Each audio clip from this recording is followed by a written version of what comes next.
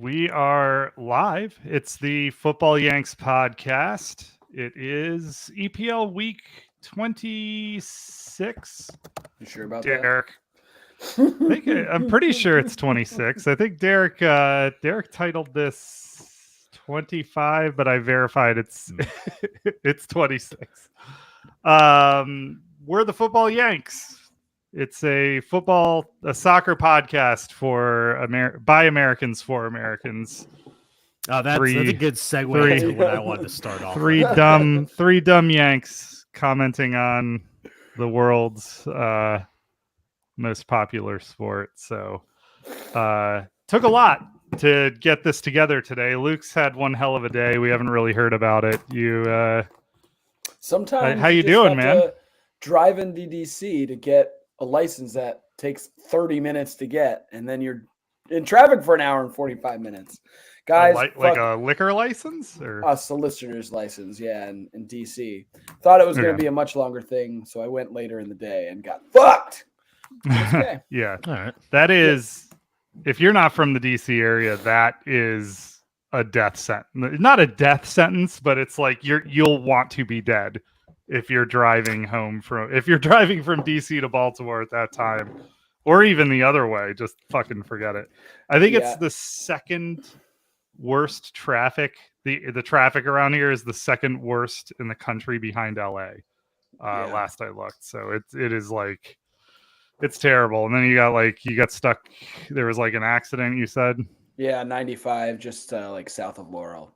It was fucking terrible, but it's whatever, That's kind of part of the job. I have to drive to Northern Virginia tomorrow to the great city of Manassas, which is not so great, but it is very far away. Yeah. Man, it's tough. Well, I'm sure the listeners appreciate your effort to get here on time, Luke. Hey, I was here on time, which is surprising on an easy day for me. Luke, hold on. Luke picked the time, and this is 30 minutes after the time he picked. I think that Clear on time is generous. I'm off like a herd of turtles. Are we gonna mention Luke showing up at the 60th minute of the game yesterday? Yeah. So if you guys tuned in last week, we discussed Luke. Luke invited himself over my place to watch the Carabao Cup final. And I woke up on Sunday morning and prepared pancakes, bacon, and eggs. And Luke just no-showed. That's not. He's asked us to not discuss the reasons. I might have been staying out a little late. Might have gone to bed around 5 o'clock in the morning. Though I did show up. It was just. Oh, true. I really enjoyed the pancakes and bacon, so I just wanted. It was one of the biggest struggles ever, sitting in your house watching 30 minutes, just 30 minutes of that game, just because it was a struggle.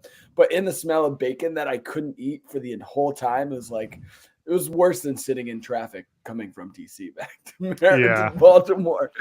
Yeah, it's tough. But, it's fair to say you deserved it, I think. So so another casualty that I just realized of that is that Luke still does not have his soundboard configured. That was part of the plan. You remember you were going to bring your laptop and soundboard, and we were going to sort that out. No, are you? You know we record these, right? I think Luke was in DC for a congressional hearing today. Actually, if anything happened before Saturday night, I don't remember. The brain cells have been burned. Yeah, well, we're here. I'm in black for the occasion because of what happened yesterday. Brutal, absolutely brutal, and the commentary after, brutal. Yeah, I don't know. So, I do you guys want to kick off with that? Do you want to talk about the League Cup? I would love to ask a question, and the score. Can I hear some other grievances first before we get into that? Oh yeah, sure. Yeah. So as Ryan mentioned, this is US centric, right? But we try to be worldly in our views, right? Maybe more so some days than others. But I've got got some questions for the French Canadian friends I was visiting last weekend. Oh right, Derek was out. We didn't I was cover out that. because I was in Canada. I've got some follow-up questions. I'd like to understand why we're trying to perpetuate a dying language. B, why we're trying to protect the language that no one else in the continent speaks. And C, why we're speaking a dialect of said language that other French speakers refer to as hillbilly French. This is in like Quebec. Is that where you were? Yeah, in Quebec or however I'm supposed to be saying it. Well, you called us worldly, so it's Quebec. Yeah, Quebec. Yeah. Well, your whole entire line of questioning is like the opposite of worldly. Yeah, I think That's true. Yeah. Too I true. think that was where I was going with that. But Yeah. and then I come back, right, and I tune into the women's national team game in the Gold Cup, second leg, the group stage against Argentina, and I realized that I can only listen to the game in Spanish, which seems odd given that, fair enough. This is a very international sport, but like if we're trying to promote the game in the US, like shouldn't there be like an English version of the broadcast that people are like interested in the commentary can listen to? Maybe they're the more casual fans and they appreciate the commentary and they want to learn about the game, but maybe they were just like, English is a fucking dying language. Spanish is growing faster than those fucking. They were being progressive. Yeah, I'm just glad it wasn't in French, I guess, is where I was going with that. Yeah. Right, so anyways, I wanted to air those grievances and then also remind people to tune into, I think tonight you have the option, hopefully, because it's on ESPN Deportes or Paramount Plus. The women's national team plays their third group stage game against Mexico at 10:15 Eastern Standard Time. I shouldn't have to say the time zone because there's only one time zone that matters in the world too.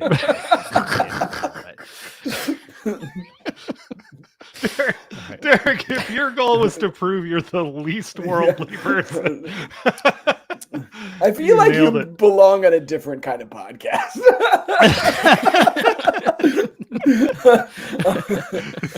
Only Canton in Baltimore, Maryland exists.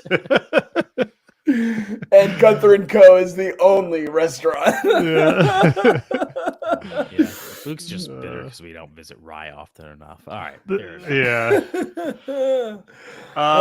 So I wanted to ask, wow, what a segue. I wanted to ask, what did you guys think about the commentary after? Obviously, Gary Neville with the biggest line, like just Klopp's, the haymaker Klopp's from the kids, top rope. Yeah, Klopp's kids beat the billionaire. What was the word they used? The $1 billion. Oh, what did they say? Bottlers. That's what it was. Bottle jobs $1 billion bottle job. Yeah. Yep. Yeah. Did you hear that, Derek? Yeah, I think I saw bits and pieces that I picked up on in between, like blacking out in rage afterwards.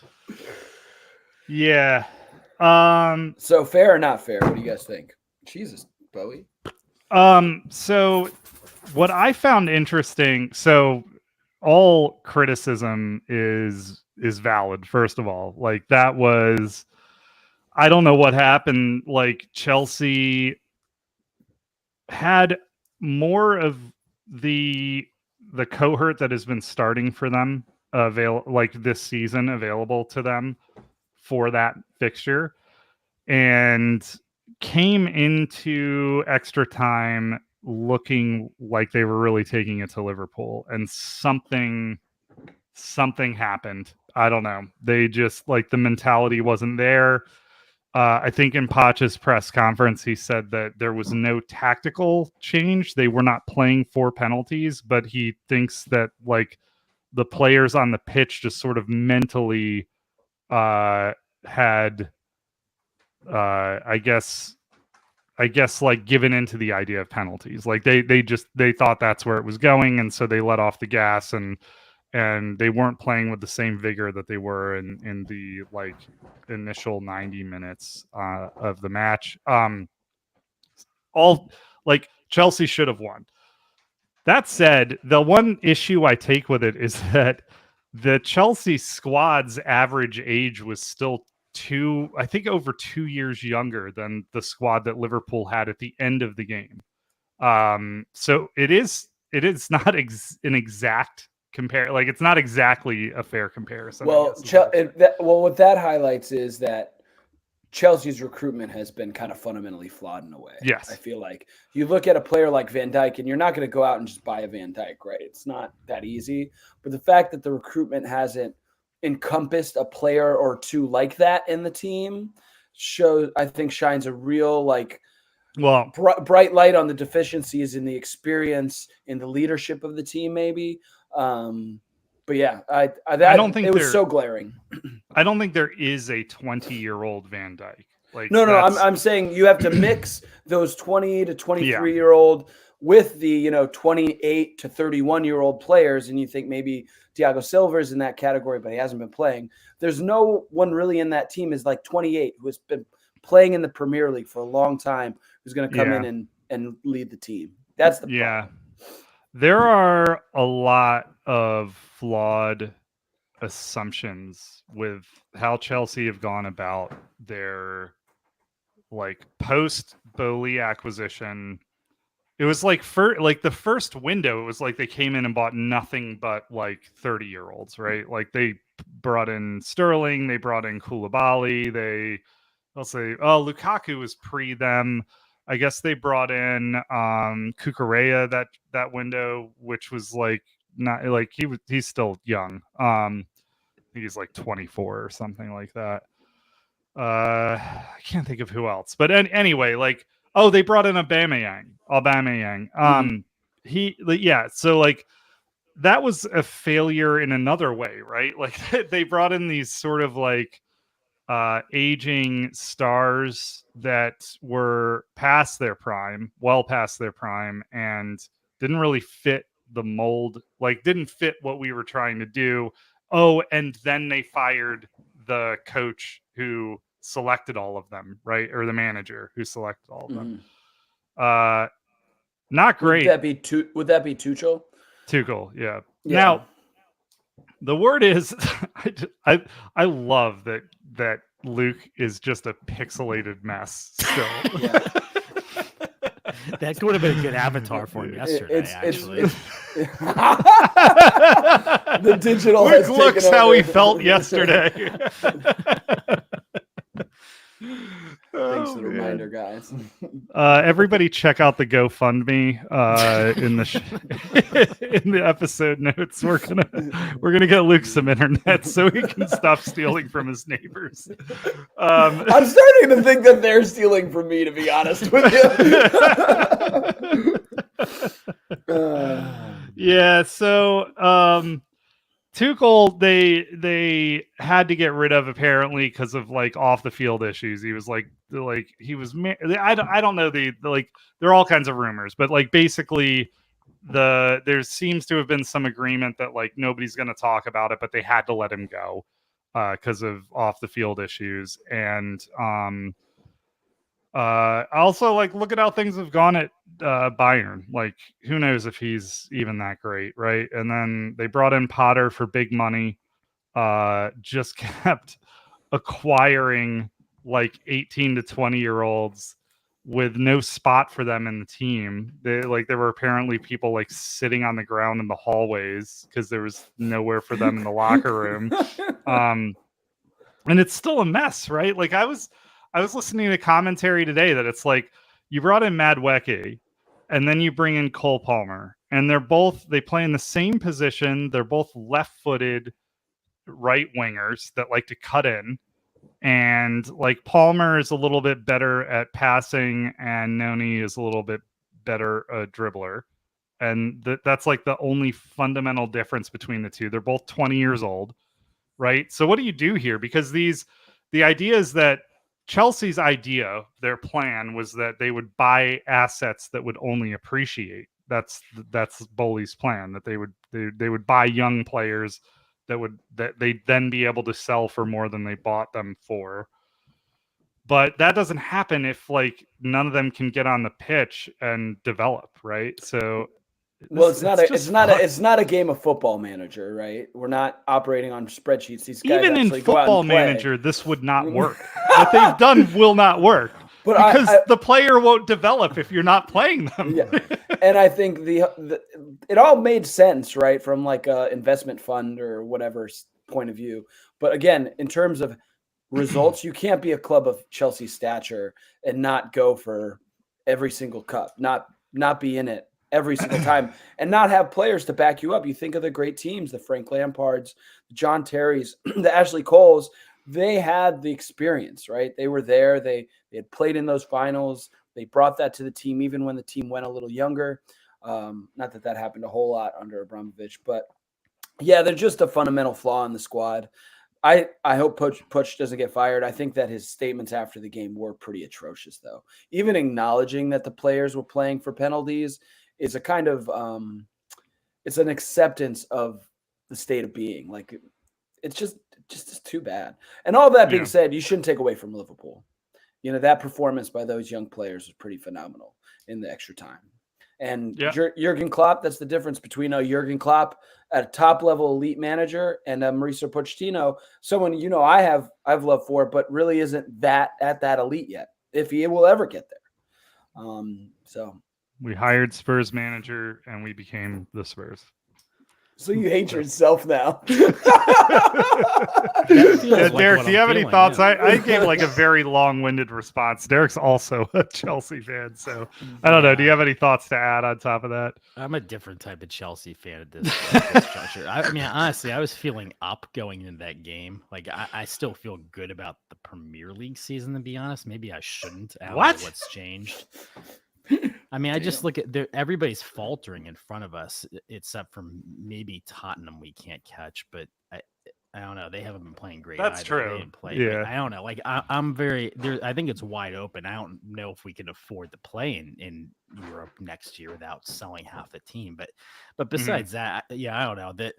The one thing that I saw was the fans just giving Enzo the stick coming off the field, and like he had the tenacity to, like, turn around and like glare at these guys. Like, what do you like? What's your point? Like, do you think you're in the right to try and do a back heel 6 yards wide of the goal, instead of laying the ball off?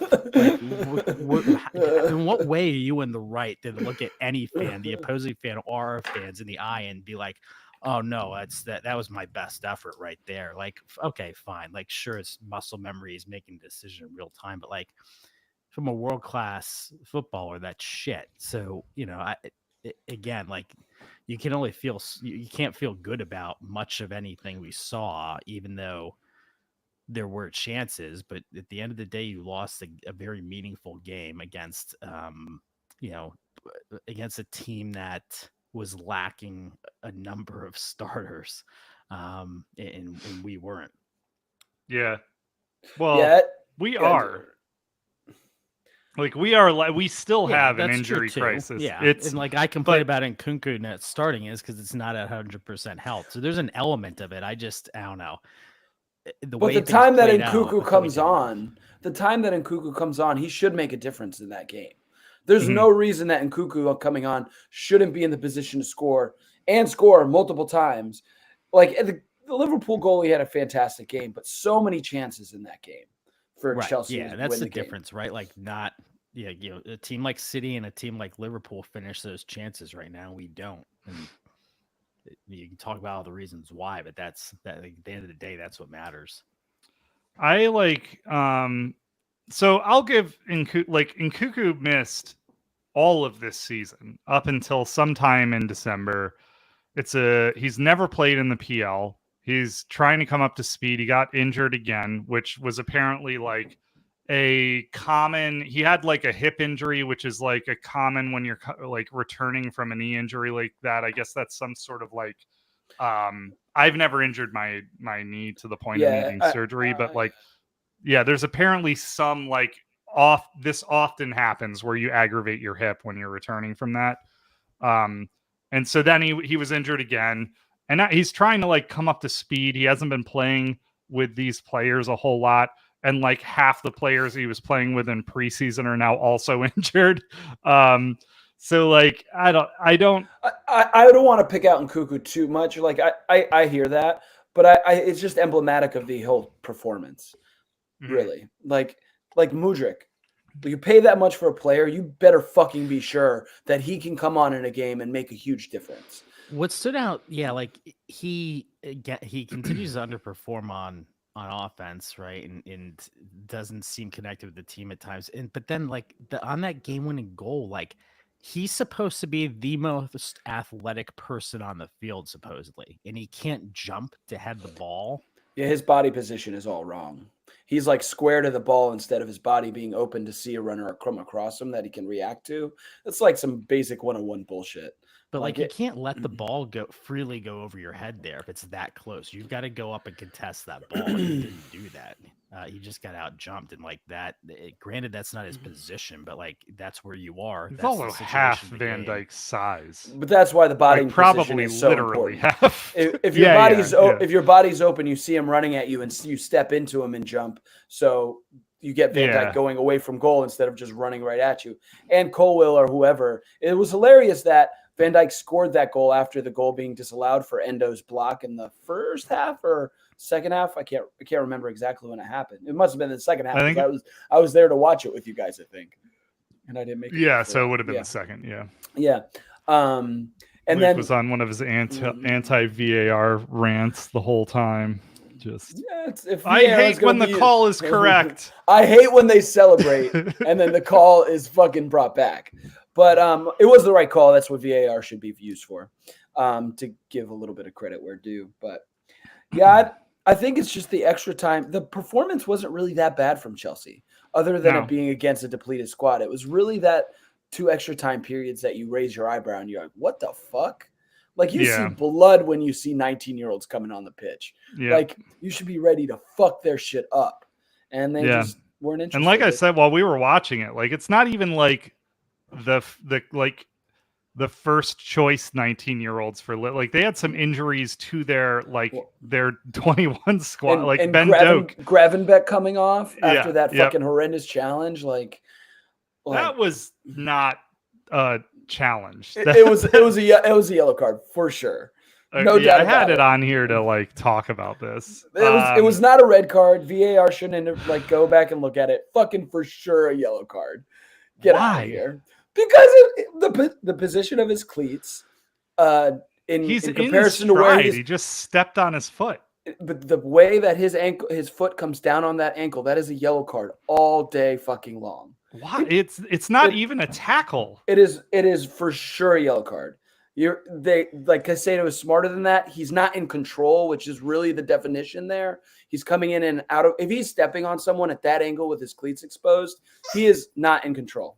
Probably might be that was real just, time. He was just running. He's not in control, and it looked like he put his Watch it again. I have. You guys are fucking like crazy. 5 or 6 times. He's running. He's not tackling. He hasn't left his feet. Then he is not in control, and thus fulfills the need for a yellow card. That's what the law is. What? He is in control. He's running. Not if he steps on his ankle like that. You're considered not in control if you're like airborne, like diving into a tackle or something. Not if you're just wrong. Running. That is a yellow card. It wasn't even called a foul. It was a fucking foul and a yellow card. It was a bad decision, and poor Gravenbeck for getting his fucking leg broken. Yeah, I mean, there was literally zero intent on both of their parts, is why I didn't think it was a foul. But like, fine. Like, if we're just saying, no matter what happens, if your body is outside of this cylinder, like your foot is extended in a way and comes down somebody's foot, that's a yellow card, then fine. But like the notion that it should have been a red to me is total bullshit. I agree with that. It's not a red card. It's a yellow card, and that's why VAR didn't look at it. Yeah. For sure, yellow card. Watch it again. I've watched it so many times though. I'm looking at it a still frame. You couldn't convince me that he's not in control. He's just running. I won't try. Leave it in the comments next to the GoFundMe. Donate first. Yeah, don't forget to donate. Google survey that shit. I can't. Okay. Sorry. I'm like. Trying to reanalyze it. Well, I couldn't find. Yeah, I keep getting these like I'd have to like spoof my the location. still to frame see makes it look as bad as possible, in my opinion. The emotion. I can see the still frame. Caicedo's looking at the ball and is in stride, and Gravenberg's like, there's no tackle. He like Gravenberg's foot ended up under I also under thought that the Caicedo. way Gravenberg planted was weird, and I understand he was playing the ball and that's why he planted that way. But his leg is fucked. Yeah, that we can all agree that guy is not going to play again this season. Yeah. And oh man, that looked so bad. And the crazy thing for both Liverpool and Chelsea now coming out of this game is, one, obviously Liverpool still has this really grave injury crisis. I don't know how they're going to get 11 players on the pitch, but they have to play again on Wednesday and then again on the weekend, as do Chelsea. Yeah. Because you're both in the FA Cup. How is that going to happen? Sorry. I was like looking at this. I was watching the video. How's what going to happen? Liverpool playing again? Liverpool playing on Wednesday and then the weekend, and Chelsea having to come back from a loss like that. And they're all reading they've all seen it. They've all seen the criticism. How do you come back from that? Good question. When do Chelsea play? They play Wednesday. I think they play against Leeds on Wednesday. Man, it must be nice to have nothing to play for. Let's talk about that, Luke. How are you feeling about that? We'll wait till Wednesday and then we can talk about it.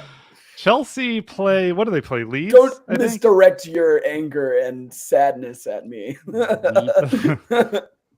When next nothing can hurt me anymore. Yeah, they play Wednesday. They play Wednesday at 2:30, and then they play Saturday. When do they play Saturday? Anyway, this is more of an issue for Liverpool for sure. Yeah. Chelsea may be messed up mentally, but I don't know. That's where Poch earns his money, is to get their heads right between now and then. I think that'll be really telling on his part, how he settles the squad down. This was the season, right? This was Chelsea's season, that game, in a lot of ways. I mean, they're still in the FA Cup, but so is like City and Liverpool and Arsenal, and I don't know. So the FA Cup will be big, and like Derek said, there's if they start performing in the league, they could creep up into Europe, like Conference League positions. Yeah, a bunch of teams gave back points that were in front of them this week. Yeah, United is that keeps happening. Right? Yeah. Now Chelsea fails to beat those teams. Sure, they show up for games against City and not really Liverpool. There's something about how clinical they are in countering that is sort of the same as the issues that Chelsea have when they play these low block, middle to lower tier teams. Like Liverpool can expose them in the same way if they want to. So that's why I think Chelsea looks so Liverpool's their kryptonite out of the top six, right? Mm-hmm. Chelsea, they need to learn how, and I think Nkunku will help with that as he finds fitness. Chukwuemeka would help too, but he's injured again. For Liverpool, man, they've got a long road to hoe. But they've got a trophy in the bag. They are still in it for the treble this season. The Jurgen Klopp victory tour, retirement tour, farewell quadruple. Tour, I guess they could go for a quadruple. That'd be fucking crazy. But I've wrote here another billion should do it. And a 30-point deduction for her FFP issues. Yeah. Oh, did you guys say, I put this in the other stuff? Did you see that Everton's their appeal, they got it reduced to a 6-point deduction? Yeah, I had read through that, and it on one hand it's okay, well, I'm glad we're being a little more rational about this, since we haven't even started penalizing especially since we're staring down the barrel of that. Whereas we're staring down the double barrel. But then on the other hand, what's so fucking hard about getting this right the first time? Like to go back and just be like, well, we were right about everything. It's just the punishment was too harsh. Well, like, what kind of deliberation process do you have? Or you just realize, oh wait, we're just gonna give everybody else a free pass. And is it a different judge? I have no idea how the appeals process for this wasn't this works. internal? Yeah, I think this is internal within the FA, wasn't it? Maybe. I have no idea. I'm just the article. I'm just asking questions. Yeah, no, I think it was internal. Like literally, this like the I don't know if it goes to the same people, but the same governing body. I think reduced it. So like I don't know what to make. Maybe they like the same governing body. They glanced into the box of shit that is the Man City accusations, and we're like, exactly. maybe we recalibrate a little here. We can't relegate City, so I guess we can't. We have to adjust the baseline. Yeah, we came in real hot here. the Forest and Everton secondaries. Well, the Everton secondary and the Forest sanctions we're still waiting on.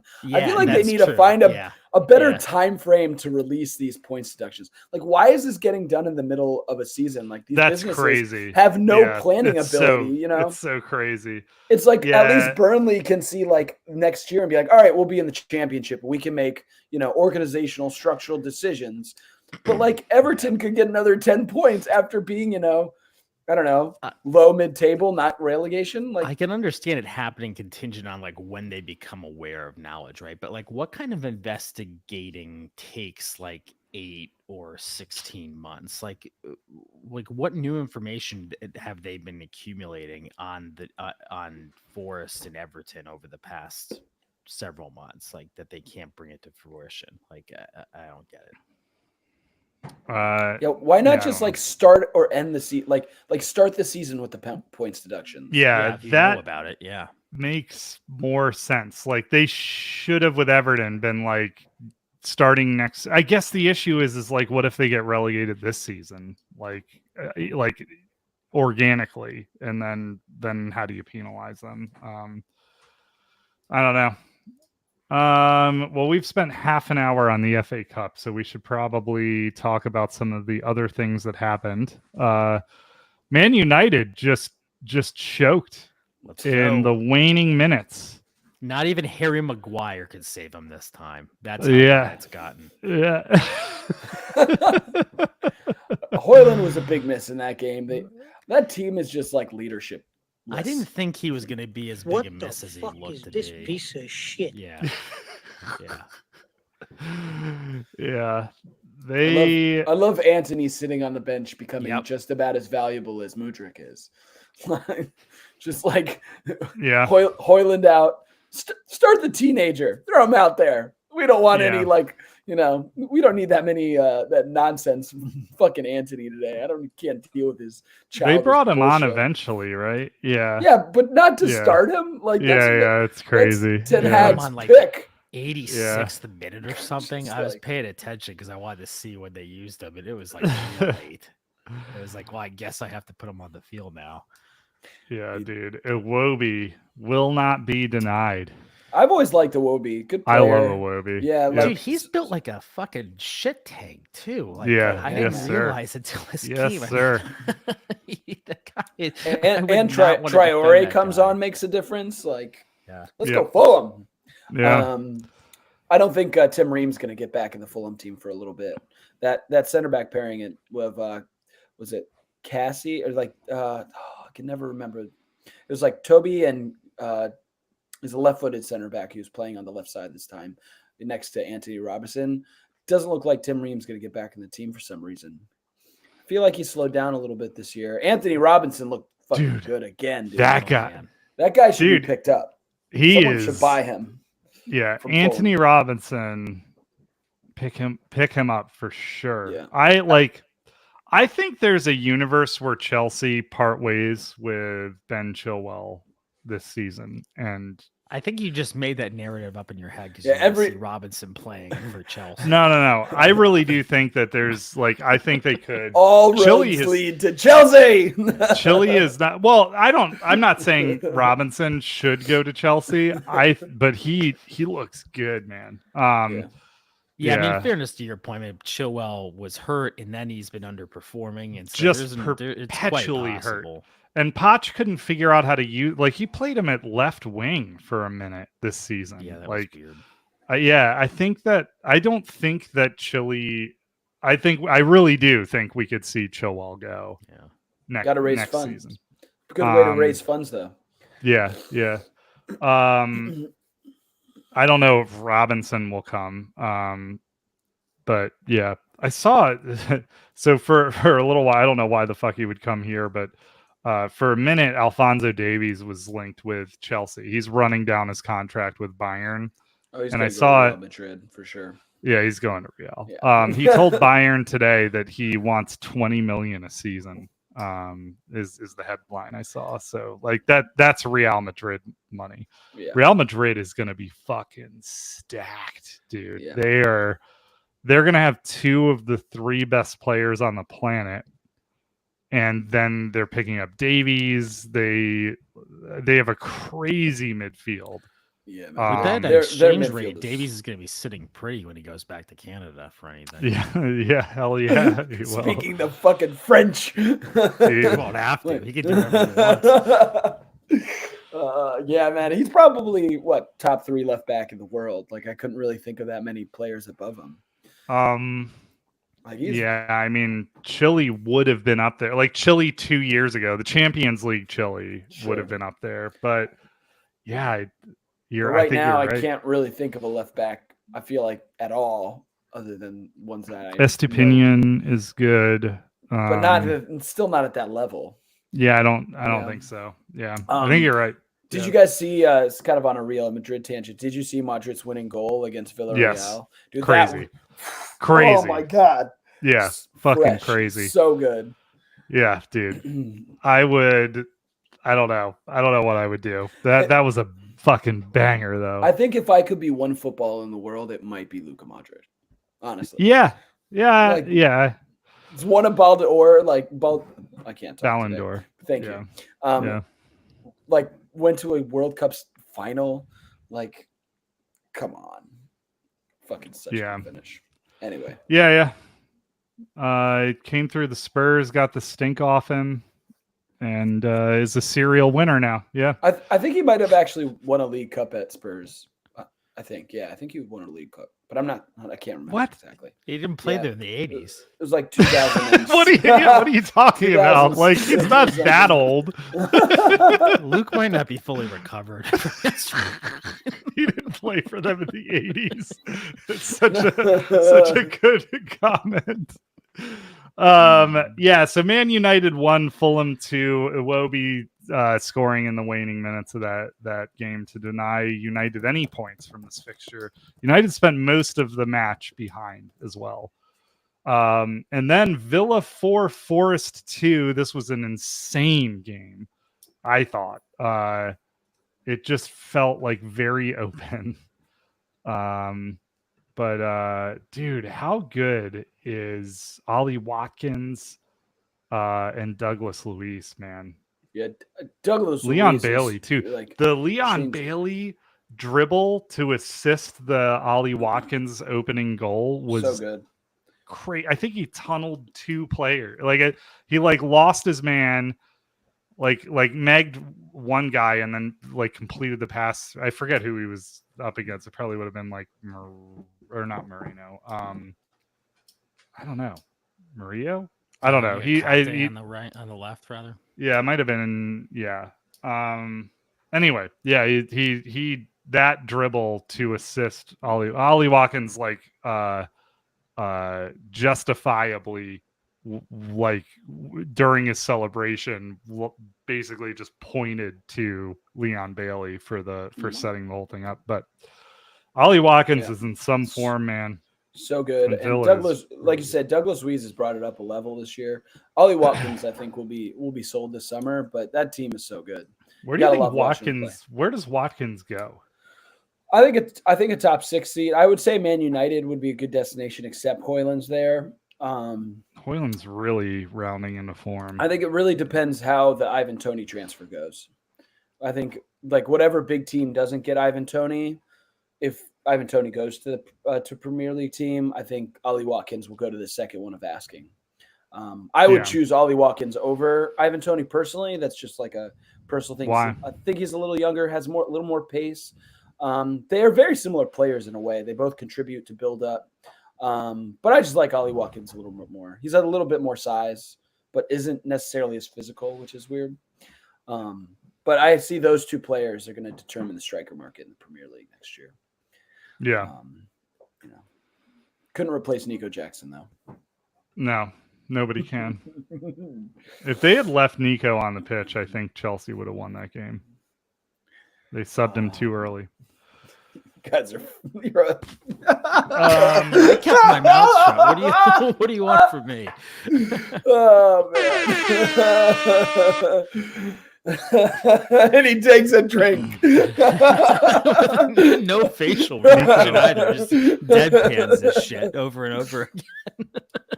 Love him, man. He actually believes it. Yeah. You can pry Nico Jackson from my cold dead hands. He's a keeper. Yep. You're that Ollie Watkins. You're not getting that spot. All right. Yeah. You just wait till he bags his second hattie of the season against Spurs. Anyway, I would be really impressed if that happened.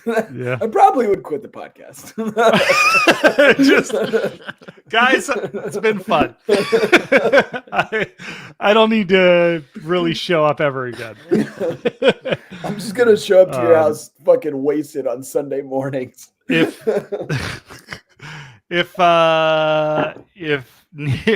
this is never gonna happen, if Nico puts in a second hattie against Tottenham, I'll buy Nico kit, and I'll buy 5 listeners a Nico Jackson kit.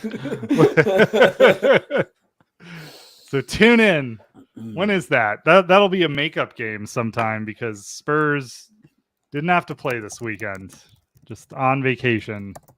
Yeah, really good time. Really good time for it for us too.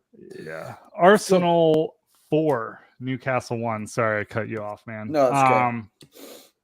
Yeah. Arsenal, I don't know what to say here other than Arsenal just fucked Newcastle up. Newcastle in a really bad place right now. Arsenal seem to have no problem dispensing of teams of lower quality at this point. Yeah. Like if there's a clear delineation, they also beat Liverpool. Yeah. They were just, I don't know what Arteta did in the desert during that warm weather training camp, but they have come back swinging. Yeah, they are so good. Yeah, right now. And I think hate it. They became the first with this fixture. Excuse me. It's called soccer. Go USA. They became the first team to score 2 goals or more in like 7 consecutive halves or something like that. Like they are just on one. I think starting with the second half of the Liverpool game, they scored 2. So they've scored at least 2 goals per half since that Liverpool game. Crazy. I think like one of those games was against Burnley. So like, I don't know, like they're pretty. It's really based. Arteta has successfully taken the kind of mantra of Pep and made it all about control. It's not that they're just winning the games; they're controlling the games. They're like from front to back. Their defense is so fucking good. I hate Gabriel. I tend to like Saliba a little bit, but somehow they have just formed this fucking rock at the back, and they are unpassable. Saliba's really good. Jesus, so good. He's good. He's a Rolls fucking Royce. Yeah. Odegaard. It's an interesting. And Ben White is tan. It's still. Thank you. Yeah, it's still tan. we haven't here on the podcast. We haven't received confirmation that he has a Playboy stencil on his crotch, but we're still working. We're still working to find that out. All right. Well, at least we know what Luke's investigating for this podcast. Hey, it's the I'm little. glad he's doing it. So He never touches the show notes. He's just looking at Ben White nudes. He's doing the dirty work, so we don't have to. Okay, Ryan. Yeah, it's true. I should appreciate Luke Subreddit, baby. Deep dark. Oh, man. Just on Chat GPT generating images. Ben White's crotch. All that comes up is Playboy. Playboy logos. Comparing captains, you look at Odegaard and someone like Bruno Fernandes in particular, both playing similar positions. Odegaard fucking destroys them and it's like, fine, you can't get over it, can you? You can't compare that comparison. Dude, I mean, Odegaard, but they're playing in similar positions, both captains in attacking kind of like high number 8 roles, and Odegaard just wipes the floor in leadership and quality, everything. Yeah, totally agree. It's fucking crazy. He's just another caricature on a team full of caricatures. You're right. That acquisition of Odegaard from Real Madrid is one of the best transfers in the past 5 years. Yeah. He is. I mean, he's like he's a leader, right? Like he's just like a classy person. And he's a competitor, and he sees things that nobody else sees on the pitch. Like he has that like quality. That's like yeah. Like Shannon like often comments when we're watching soccer together that I'll be like I'll identify what's happening like 2 steps before it happens. I like the things I almost never pick up on where he's going with the ball. Like that's a little bit of like a humble brag. Sorry. But like, I never know where, I never know where, I never know what he's doing. Like he will just pick something. And part of that is just drilling, right? That's also Arteta. Cause he has to know that players are going to arrive in those positions too. But yeah, he also has a sense to pop up and get shots off in places where other people might not. Like Enzo hasn't gotten to that point where he'll pop up and get a shot off in this position where he's unguarded yet, right? As an example. And I think Odegaard's a good call out. And one of the questions that I thought was interesting, that popped in my head this week, was when you think about like Real Madrid and all the talent they've accumulated, right? And like, probably not PSG, but like Bayern and all the talent they've accumulated, or I guess Inter's a good example, right? Like Dyer. What? Yeah, they throw that one out, but we talk, and part of the reason we made this podcast about the Premier League, right, is because we do view it as the apex domestic league in the world, right? And I think you can make that argument top to bottom, but at the same time, all the superstars have been and continue to be pretty well dispersed across the leagues. And I wonder how much that comes down to decision-making and talent evaluation, like Odegaard, for example, right? Meanwhile, we're out here passing around $80 million back and forth for somebody like Kai Havertz, right? Or whatever Mason Mount costs or Mudryk costs, right? While somebody else is going out there and buying Davies, whatever it cost Bayern to buy him back in the day, right? And just making much better decisions that end up with these superstars kind of floating all around the place, while the Premier League just swings and misses a lot too. With all the money we have and all the resources, it doesn't always correlate to success in identifying those superstars at a young age. You're talking about Chelsea, particularly the swings and the misses. Yeah, well, we can't talk about Tottenham because they're not spending money to bring anyone in to figure it out. So I think you're seeing a few things at play there. One is like the EPL is the apex, and thus is like really unforgiving when you're pulling like young developing talent in. Like if you're Bayern in the Bundesliga, there are plenty of games where you can put a younger team out, a younger squad out there, and have confidence that they're still going to get you the points. The PL, it's so competitive that you just like, there aren't a lot of like soft games. Sheffield, Burnley. Shannon's going to be upset that, but like, there's not like, you have to have almost 2 squads of world beaters to compete on all fronts in if you're in the PL. Well, and even so, look at Luton. At their home form has been actually really good lately. Like they're competing now. Really, Yeah. Burnley and the Sheffield are the only ones not competing. Yeah. So you get like, I was looking at this. Have you seen this Gyökeres, I think is how you say his name. He's playing in Portugal. Swedish Victor Gyökeres or something like that. He's like got something like 35 goal involvements between. He's a striker for Sporting, and he's like sort of linked with Chelsea.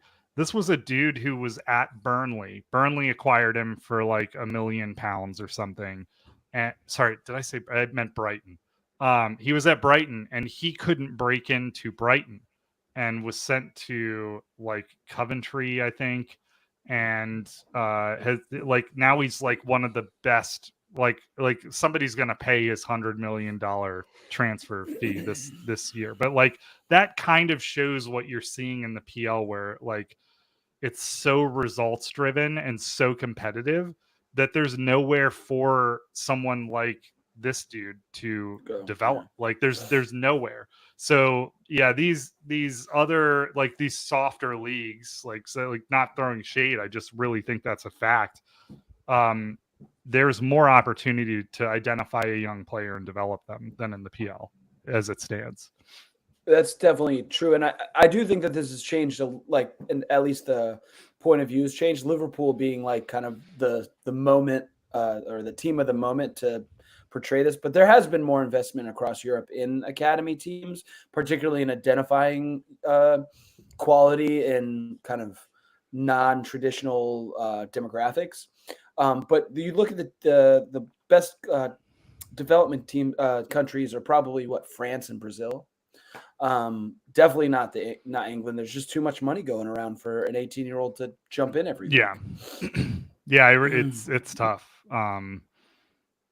Yeah, so yeah, I would say Argentina, Brazil, Portugal are probably like the biggest feeder countries. I think you have to and throw France into that. Yeah, like the French league is teaming with young talent. The French league is not a really great. Like the quality is not still fantastic. Considered a top 5 league, right? Yeah, but the quality is still not that great. But their young players are usually good. Yeah. All right, moving on. I don't know what order I threw these in. I came in and cleaned up Derek's mad. I formatted it this week, but then I didn't have all that. Was really formatted? What I saw this morning. I put check boxes in there. Yeah, you put. They were so out of order. I'm glad I didn't look at it. Yeah, we know you didn't look at it. Thanks, I think Luke. before I had a section on here that was just like, "What is this?" Yeah, I relabeled that. But yeah, I mean, the most important thing is I didn't have all these really important games like, Bournemouth City and Burnley getting smacked after going down a man in 10 minutes, and Brighton had never did. So I guess I don't know. I'm not prepared for those. Luke has a soccer game. Luke has a soccer game to get to soon, right? What time? What time's your game? It's like at 7:40. So I don't leave here in like 25 minutes or something like that. All right. So let's like run through these fixtures real quick. I put, for some reason on the notes here, is West Ham Brentford, who played today. I don't know if you guys caught that. I know Luke didn't. Bowen got a hattie. I'm assuming you didn't catch it. You were driving. If you caught it, then I was sitting in traffic with my phone like this for a minute. Okay. I might have been causing the traffic. I don't really know. The accident Luke was stuck in was his own. I'm stuck behind this car that I just realized. But I went and looked today, and I didn't even realize. I tried looking for scores, and I didn't see that there was a game played. So I'm glad you called that one out, actually.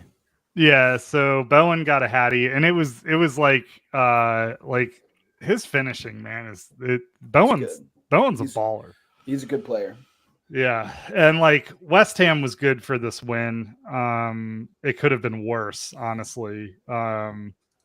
The weird thing about it, Brentford is really kind of it's felt a little like they've dropped off quite a bit. I don't know. I don't go deep into the Brentford world or whatever, but I don't know if I go deep into any world, to be honest. But I just am surprised that Thomas Frank hasn't gotten them playing better, especially with Ivan Toney now in the team. And Thomas Frank's been like linked to the Liverpool job a little bit. So I'm curious to see how the rest of the season goes with them. They're kind of the team is also for sale as of this week. Is it really? Yeah, they were like the ownership's looking for like 500 million or something like that. Yeah, so yeah, I'm ready to write them a check. Yeah, no, dude, what? You have $500 million. Why can't I ask you for more things? I need to ask you for more things. You should at least have internet, Luke. I think that's fair. Yeah, you can cover my internet bill for like 20 years. You wouldn't even show up to take them. Yeah, probably not. Yeah. Anyway, I'd just be like, I made you buy me more bacon, bitch. Kudus looked really good at this one. It was the other shout out I had. Is Reguilon still a Spurs player? Is he on loan here? So yeah, I meant to mention he was at Man United. Right? Yeah, so he got loaned out on an emergency kind of loan to Man United because Luke Shaw and Alanga, right? Is there other left back? Yes. No, not Alanga. No. Malacia. Oh, okay. Yeah. I can't remember the dude's last name. Anyway, they're both injured, and they've had Lindelof playing there, or they were going to have Lindelof, which now they do anyway. So they thought Luke Shaw was going to come back, sent Reguilon back, and Tottenham have no desire to deal with that little skinny, like fast Spanish little motherfucker. So they sent him off to Brentford. Reguilon is like one of my least favorite players. Is he the dude who's like, I saw some stats on a Tottenham player. I think it was him. It was like something like, this is the most one-footed player in the PL, and is that him? Is that Reguilon? Well, it sounds like Anthony, but it could be Reguilon. Reguilon's a really heavily left-footed player. Yeah, it was a left-footed player, and it was like 98% of all of their actions was with their left. This was last season. Man United made a huge mistake, I think, sending him back now because of the continued injury problems in that position. Mm-hmm. But I just hope he plays well so he can fucking leave Spurs. He just keeps getting passed around. It's kind of weird. Yeah, he's really fast, but he's kind of like, he doesn't really have any great understanding of the game, and he gets pushed over a lot. He is like such a little weakling for a professional footballer. So Wolves 1, Sheffield 0. Don't watch that. Bournemouth 0, City 1. Also, kind of a shockingly boring snooze fest. Yeah, Foden scored really early on, and it was a good this is like Foden did what I guess Mudryk. Who was it at the time? There was a shot that was taken. No, I think it was in Cuckoo, actually. There was in the second half of the FA Cup, the League Cup, not the FA Cup, sorry, the Carabao Cup final, where somebody took a shot and just nobody followed it in. And it like in Cuckoo should have been there. I remember calling this out while I was like, why in the League fuck Cup. is no? In the League Cup. I do remember. I was like, why is nobody following the shot in? I think Conor Gallagher was closest. Yeah, I thought I thought Gallagher like took the shot, and then Cuckoo was closest. That might be right. Yeah.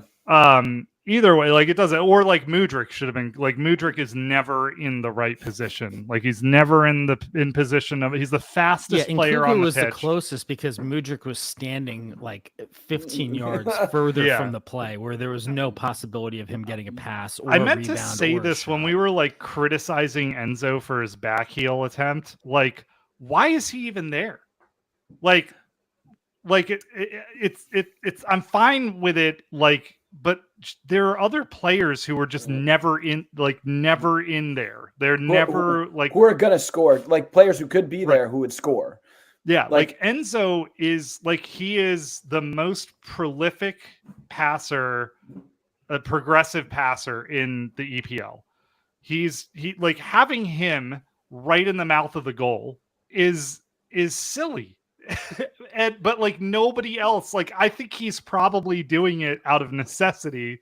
He scored a goal a couple weeks back, and I was still like, why is he the one there? Like nobody who should be crashing is ever crashing for this team. I think that's a function of Pochettino's team. He's always liked one late midfield runner, right? Mm-hmm. And really Enzo his first touch wasn't good enough, right? But he's really not that kind of player. He's much more of a quarterback. He's not a player who he's rushes, a deep lying playmaker who rushes into the pitch. Sorry, I mean, it's situational, right? And to that point, like that system, somebody's going to pop up there. But I don't disagree. Like we should be getting more out of our left wing than what we're getting, right? Like Sterling and Mudryk are never in a good spot. They're never there. They're never there to mop anything up. And so anyway, like what made me think of that is Foden. This goal was him mopping up a shot from Haaland. He followed the play through and was in prime position to put the goal in, which won them the 3 points. So yeah, Stones in midfield because fucking. And everywhere else too. He was like at back at one point. I was like, the fuck is this? He's like the number 10 of the defense. Pep just, I don't know what it just fucking rocked the good cocaine and I don't know. It is incredible to watch a back four be as fluid or more fluid than a front four. Yeah, like that's an incredible thing that I wouldn't have. It's ever wild. Thought of. It makes me very happy that someone would try wild, that. Man. He did some DMT and he was like, I can see it. Well, if you watch Tazasi play, he thinks he's basically back there. He doesn't know that his passing percentage is 20%. Every time he gets it, he thinks it's going to be a completed pass, and he's the only one surprised that it's not. Yeah, dude. Circling back one more time to that game, shout out Petrovic. That dude, like. I don't want to see games. Both goalies had really good games. I don't want to see Sanchez in the net again. Like until Petrovic like loses his mentality or something. Like that dude he's playing well. That save on Harvey Elliott's header in extra time with his left foot, incredible. Yep. Crystal Palace 3, Burnley 0. Burnley took a early red, and I think it took Palace until the second half to score still. And then it just kind of opened up. I did not watch a lot of that. I was watching like Goal Rush or whatever while this was on. So I caught the goals, but I didn't see a lot of this match. Looks like IU had a game. I was trying to see if what's his name Elise did not make the bench. Did you know Elise is a Chelsea Academy product too? I found that out recently. But yeah, I mean that game was a slow burn to be honest for a bit because Burnley took that red card early. I didn't see what happened, but it took Palace a while to score their first goal. I feel like, but yeah. And then Brighton 1, Everton 1. Is the Billy Gilmore tackle a red? Did you see this, Luke? I did see the tackle, yeah. What was the other one they were comparing it to that looked a lot worse? Was that in the United game? Was it Casemiro or somebody? Yeah, it was Casemiro. Yeah. Well, like every foul that Casemiro that was more blind. Could be as a much a blind guess as me recollecting the actual challenge, but that challenge did look significantly worse. I think it's yellow. In today's, it's a red card, probably. In today's game, it's probably a red card. The issue is consistency, right? I thought it was a bit soft, but yeah, to me, the bigger gripe is the consistency issue of it. And Billy Gilmore knows when he does it. I think that he knew that he was on the edge there. Like a yellow card felt right, but a red, you just can understand the interpretation for a red card. That's about it, Yeah. Players got to keep their fucking cleats parallel to the ground and not parallel to people's legs. Yeah. Yeah.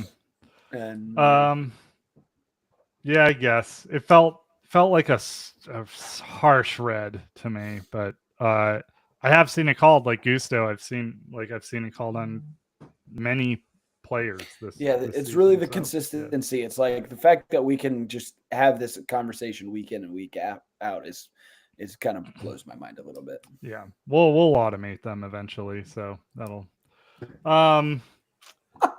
actually, I think this was the result of VAR. I think it was a callback. Yeah, it was a callback. Yeah. Anyway, Yeah. Lewis Dunk salvaging a point for Brighton. I would have liked Brighton to lose this one because they're one of the teams. I mean, them only getting a point out of this one is good for us, but getting 0 would have been better. And then Derek had a note about the dispersion of talent. You talked about that already. We talked about financial breaches. Yep. And did we cover all your US stuff? What is the Snapdragon Stadium? Yeah, I don't know. I noticed that the final for the Gold Cup is being played at it's like the San Diego State Aztec Stadium, Snapdragon Stadium, which again just seems like, I don't know. If we're trying to like build up US soccer and women's soccer, I'm not sure why we're playing at like a 30,000 person college stadium as opposed to like a real soccer stadium or a real football stadium that with like the stands for it. But I don't know. Yeah, I think the question there is like, how is it better to play in a smaller stadium with a more packed audience where there's a little bit more ambiance, a little noise, or a huge stadium where you can't fill it and it just feels empty? I am one who would rather play in a small stadium. And I will say there are some fucking awesome college soccer stadiums now. Even in places that like Creighton out in Omaha has like the fucking dopest soccer stadium. Well, that's the other thing. This is a football stadium. Yeah, so it's a small football stadium, right? It's kind of weird. I don't know. Yeah, I'm not gonna watch the Women's Gold Cup, but yeah, I won't. Yeah, I haven't. I'll watch any U.S. football. I'll watch any U.S. Soccer game against Mexico. So I'll watch tonight, and then I'll watch the final for sure. You said it's at 10. You said 10:15 tonight. Yeah. I got to bed at like I'm old as fuck. I got to bed at like 9:30, guys. Tomorrow I'm not in the office, so I can just fuck off in the morning. I think we just lost Luke altogether. Oh no, he's back. He's back. I'm back. I was like, that would be an awesome fucking sign out. Did you guys watch the MLS game, the Inter Miami LA Galaxy? Yeah, I saw that. I watched some of the game. Actually, it was a pretty good quality game. I was kind of impressed. The atmosphere looked awesome. And Messi scores the tying goal. He doesn't give a fuck until they're like losing. It's amazing. Yeah. My friend asked me why Messi is in the MLS, and I said money. He's going to make so much money. Not really off his contract, off of everything else. Off the TV rights. Most people don't realize that. The Adidas bonuses he's probably getting because MLS is like almost owned by Adidas. Not really, just fully sponsored by Adidas. Like, good for him. And he's not doing it in Saudi Arabia. Yeah, exactly. Right. Like, and he's at a point where like he's still so super talented, right? And still like must enjoy playing the game to an extent. Just probably like the grind of playing at the top levels, it takes away from the fun of it, right? So like more power to him and anyone else who wants to keep playing the game, right? And you know, the fans are into it, right? They get a good product out of it. Mm-hmm. Well, and something I noticed was I've watched a couple. So I think there's only been one game before this season, but kind of going back even to last season, MLS is really stepping up the production value of the in-game experience. So that can only be a good thing. That's Apple, right? Yeah, but maybe it Apple. is. Yeah, Tim Apple. So who the fuck is Tim Apple? Tim Cook? That's what Trump called Tim Cook. Tim Cook. Trump called Tim Cook Tim Apple. Yeah. That's like a deep cut. Like for some reason I picked up on that and like nobody else did. And I make that joke often and like 1 out of every 10 times I say it, it hits. But yeah. Not everybody that listens to the podcast has memorized the top 10 CEOs in the country. So you might be the minority there. Dude, everyone knows Tim Cook. I couldn't name the Google CEO right now. I know he's a moron. But I couldn't name him. Yeah, they need to bring back Sergey Brin or someone. I don't know. Yeah. It's like, what are you like announce he's not buying his employees laptops anymore or something like that. I don't. Yeah, it's some austerity measure. Anyway, Chelsea. Two things to wrap up on. One, it's moot at this point, but there was an article in The Athletic that was debating whether Chelsea would have had to forfeit Europe anyway. They are under the gun. If they do manage to qualify for a Europe competition, they are going to have to sell players before the cutoff for this year.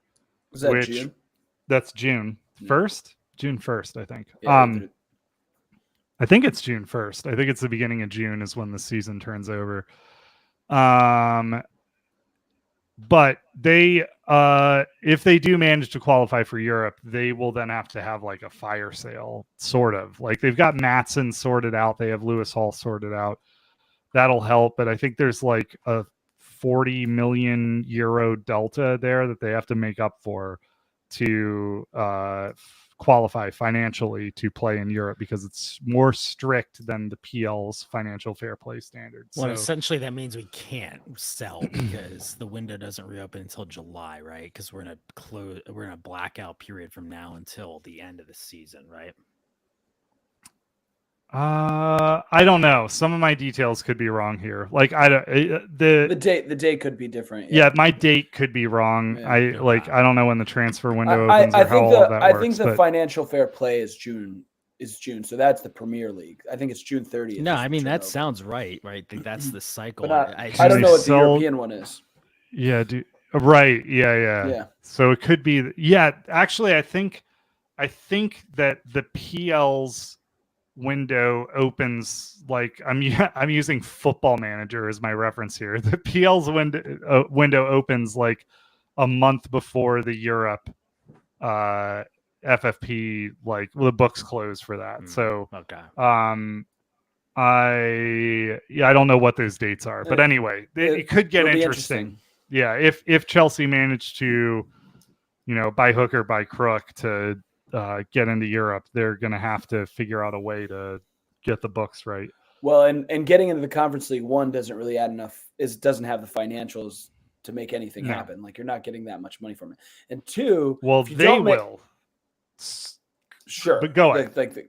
And then two, they have like a deal with Jordan lined up. If they manage to qualify for Europe, there's like some big lucrative like alternative kit deal that they have lined up. But for the Conference League, any Europe competition that Jordan, Conference League, yeah, well, but it's the money. Fair enough. Like apparently it's like a really lucrative deal. The PSG deal, basically. Yeah. And then the two is if they don't make it to Europe, can they survive another season with the amount of players they have? Like you're going to see a pretty crazy loan market or something. We might have to sell Lukaku. Bring him back. Him back. He's been doing okay, and somebody will buy him. And not as good as Nico Jackson. They told him that they to the owner's credit, I think like everyone's understanding at this point is that they told Lukaku he could rot on the 21s or he could rework his deal so that there's like a release clause in there of like 30 million, and his wages took like a big cut. So like, hello, Saudi Arabia. This is Todd Bowley calling. Yeah.